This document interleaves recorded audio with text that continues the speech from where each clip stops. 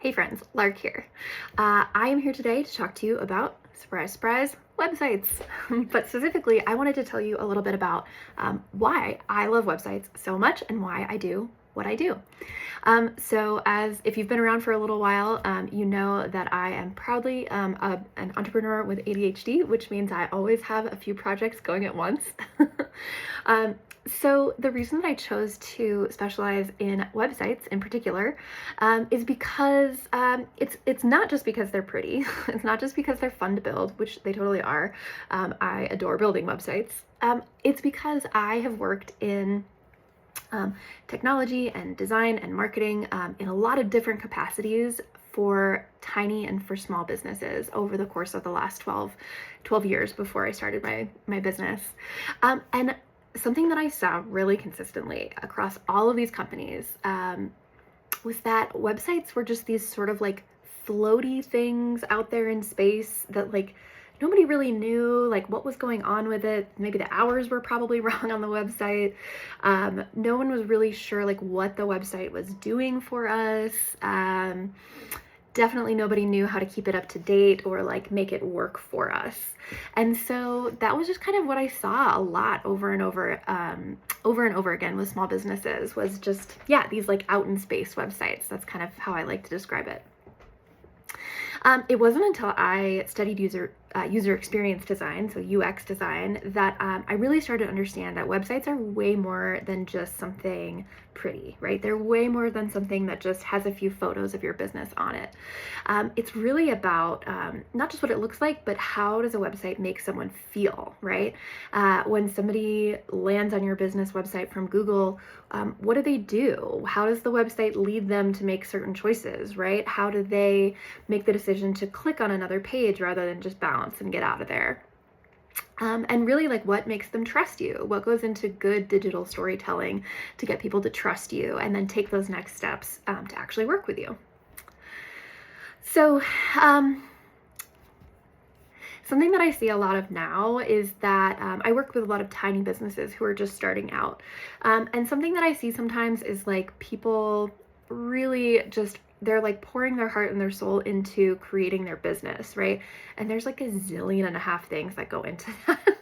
And a lot of them are not super fun and they're really time consuming. And so then often like a website just sort of gets to be this like last checkbox, like just gotta get it up, just gotta have one, just gotta make it look sort of professional.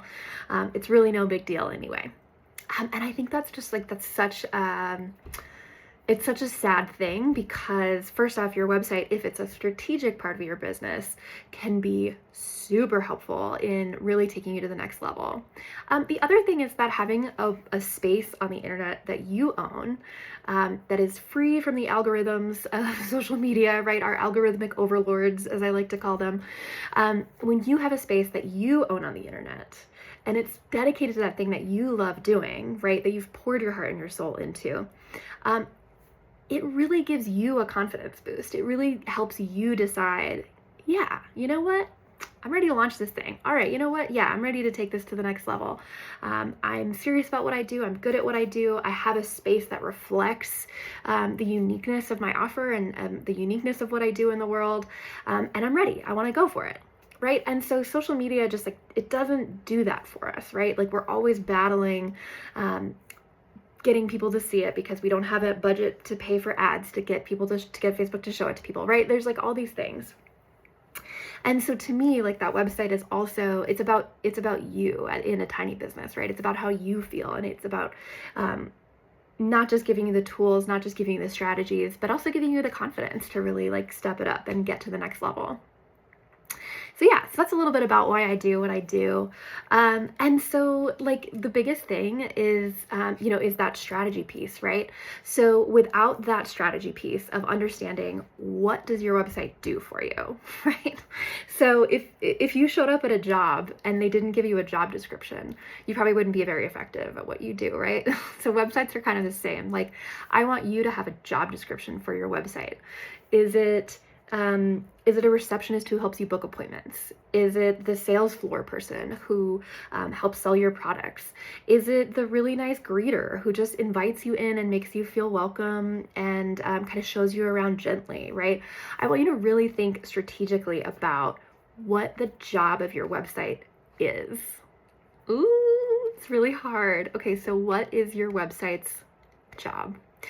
It's one of my favorite problems to help tiny and small business owners and nonprofits solve. Nonprofit jobs are really complicated because usually a nonprofit website has a lot of jobs that it has to do for different people. And that's always really exciting. I love that challenge. So yeah, so let me know. I want to hear it. What's the job of your website? Why is your website important to you in your business? Or maybe how do you want it to be important, right? Maybe you're like, oh, my website doesn't do anything. So why do you want it to be important? Ideally, what is that magical intersection, right? Where your website it has good design, it has a good business strategy, and it also just really knocks it out of the park telling your story about who you are. Okay, let me know. I want to hear it.